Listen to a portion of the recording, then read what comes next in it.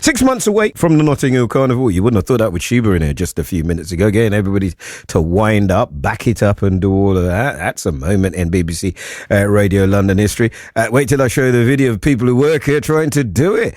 For mass bands, 4 of them have been told they're not allowed to take part in the Carnival this year, and 8 others have been warned that they could face exclusion next year if they breach the rules on music policy and the minimum numbers of masqueraders. Matthew Phillip is the chief executive of Notting Hill Carnival and says that the music policy has not changed. He said that he admitted that it had not been enforced, but it would be now. I approached Matthew for a comment. Clearly, because he's not on the show, he didn't come back to us. But I don't understand this. Giselle Carter is artistic director of Gems Mess and joins me now. Greetings to you, Gems.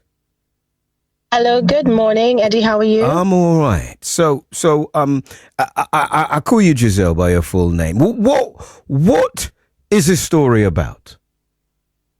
So basically, every year since I could remember, there's always been a music policy for Notting Hill Carnival. There's also a whole raft of terms and conditions that we as mass bands, i.e. masquerade bands, band leaders have to abide by. And that's something that we all have to sign up to. It's a prerequisite, a precondition for participation on Carnival, on the Carnival Sunday and Monday. Only if it's enforced, though. Exactly. And this is the thing. So the rules are there, but sadly for the past how many years, they have not been enforced. And that in itself leads to some issues on the road, which we have been, talking about at our various meetings. I have to say a few of the band leaders have said that, the rules should be enforced. And this year they have decided to enforce the rules because previously, under previous administrations, the rules were enforced and bands used to be sanctioned if they broke the rules. So it's nothing new to us to actually have the rules being enforced, and hence the reason why there are some mass bands who have been sanctioned because they've been in breach of the rules. What are these rules that I'm sure my listeners would like to know? What are these rules that have been either purposely or inadvertently kind of broken? What are they? Well, the main one which has led to these sanctions is around the music policy. There is a music policy. There has been a music policy for quite some time. And it is very descriptive in terms of the types of music that can be played during Carnival. And just to give your listeners some context, the reason why the music policy is there is because over the years, what has been observed is that certain types of music and certain songs will result in the spectators, some of the spectators, behaving in a certain manner which causes challenges. Okay, so I have to try to decode what you're saying and make sure my audience, which is vast and eclectic, understand what you're saying. So we're talking about the people that travel behind the actual truck, are we? Is that what we're talking about here? No, well, we're talking about the people. So on the truck, you have the masqueraders, right? Yes. So you have the people that have purchased a package to play mass. Yes. So those are the ones in the T-shirts and the costumes and stuff. And then you have the people on the sidelines. You have the DJ on the truck. The DJ on the truck. Yes. And then you have the people on the sidelines who are watching. Yes. Right?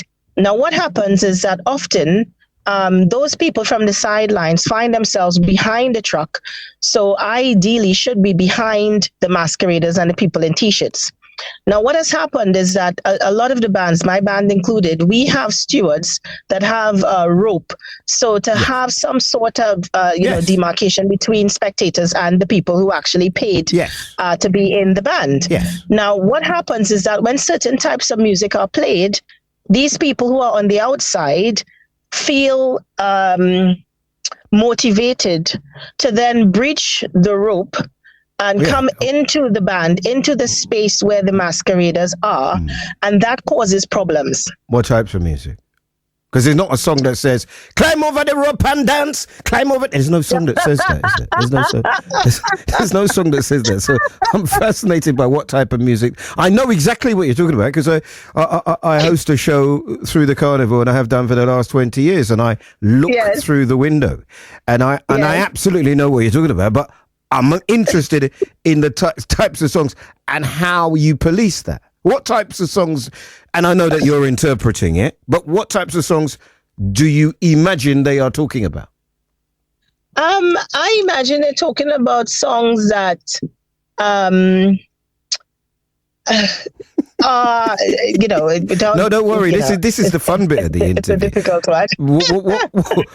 Right. No, but listen, honestly, the reason I picked it up is because I know increasingly of the disciplines of Carnival, that's the one that's growing. That's the one that the person who arrives at Carnival finds himself following a flow. And that's the one that feels like where you get a massive following that temporarily there is a crush, right? So I understand it. I'm just interested in, it's always the detail that gets people. What are the types of songs, or what is the type of music that might encourage civil disobedience or people to cross the line, jump over the rope, whatever it might be? It tends to be non-soca songs, because soca music is one of the music genres that is allowed for Carnival. You're talking about but ragga. It's non-soca music. You know, I interview politicians all the time. You know, I kind of have an understanding of it, so we can cap through some of it. You're talking about ragga. I'm talking about that type of music. You know, certain. But how do you say that you can't play ragga? How do you say here is this moment in time where you're celebrating African, Caribbean, or culture of a different sort without taking one of the major elements of that culture? And as times change, that is what it does. That is what it says, isn't it? No, not necessarily. You see, the thing about it is there are static sound systems that play all different genres of music. Yes. And this is not, the rules are only specifically for the masquerade bands, so for the mobile units. So it doesn't apply to the static sound systems. Right. But you haven't articulated what those rules are, right? You know, I've just about got you to say, because I asked you to say ragga and you were like rah rah rah. It's like you couldn't say it. So I'm fascinated. Where are the rules and the regulations, please? So the rules and regulations, so these apply to the masquerade bands. Yes. It's not applicable to the static sound systems. Yep. They are free to play whatever genre of music that they like. We get that. So they don't have that. So it's only the masquerade bands, the mobile sound systems, the trucks that this applies to. And therefore, anyone coming into Carnival, and as you rightfully said, Carnival, is multicultural, has grown from its origins, and therefore all music genres are acceptable at different places, but it's just for the mobile sound systems to aid with the the issue of crushing, congestion, and general people's safety. Hence the reason why we have this music policy. I understand that. I think the reason that you and I are being challenged at finding an actual answer to the question I've asked you 4 times is because quite often the song that is played that will be objected to is like the most popular song of the moment. And what happens is everybody gets excited by it and starts jumping up. So it's a bit of, you're taking to be a bit of what lots of people, lay people perhaps, think is the most exciting bit of Carnival. So what does it say have you got the rule book in front of you? Have you got the guidance, the legislation in front of you? What does it actually say? No, I was hoping to download it in time for our call, but I'm actually... Well, make it up. That's what driving. Politicians do. Make it up. What do you think it says? Well, it says for the mobile, so for the mass bands, it says that the music policy states that the music to be played is soca music, bouillon, zouk, and I believe that's it. That's the music. I may be forgetting one other genre, but it's basically Caribbean music as well. But it's mainly those types of music. So anything outside of that isn't allowed to be played. Is it ragga Caribbean music? Yes, it is. It is, and it's played. It's played as well at Notting Hill Carnival. It's not excluded. It's just not included on the float. Move it, right? You can't play that on the float. You can't play it on the float. Right, let me make up some stuff there. Would this one be all right? Would that be all right? Which one? What, can you not hear it? Take your earplugs out. Listen to this. The road is mine. The road is mine. Can you hear that one? Vaguely. Oh, that's Edwin Yearwood. Well, yeah. Well, now you know what it is. Would that be all right for me to whine with you with the back of your float? Yes, it would be fine. It would be. Yeah, so that's you know how difficult this is going to be to police, right? It is going to be difficult, and I think that's why it wasn't enforced before. But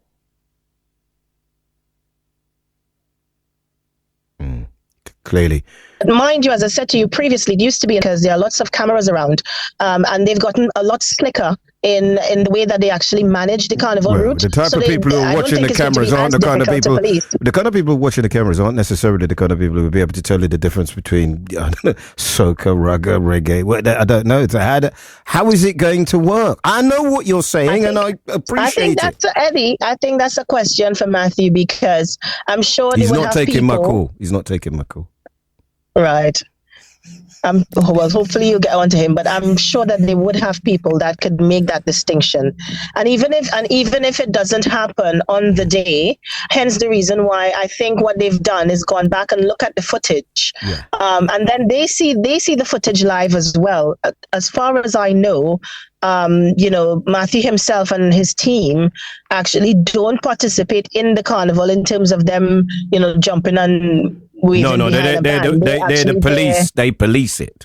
Correct. So they are there, so they can see exactly what's happening. Hence the reason why they would have had discussions with these bands. And let's not forget, some of these bands are repeat offenders.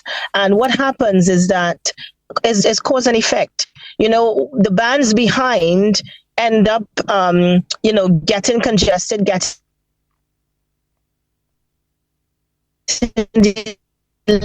Oh dear, I'm lost there, and I'm not. I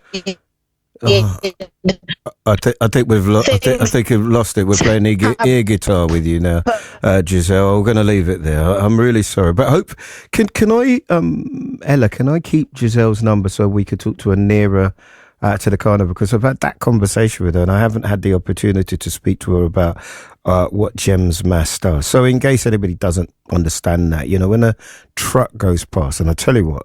Before I came here, when I was younger, that for me was the most, just finding a float and following a float. Whoa, you found a friend. Everything was lovely. But when they play really popular music, which isn't necessarily soca, then people start jumping up and it gets a bit, and then it can't move and it causes congestion.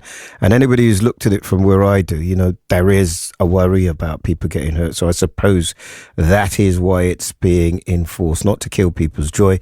You can still listen to all sorts of music, but that would be, your Rampages or your Saxons or your Masterminds, the static sound system. So marking your card on that. They win.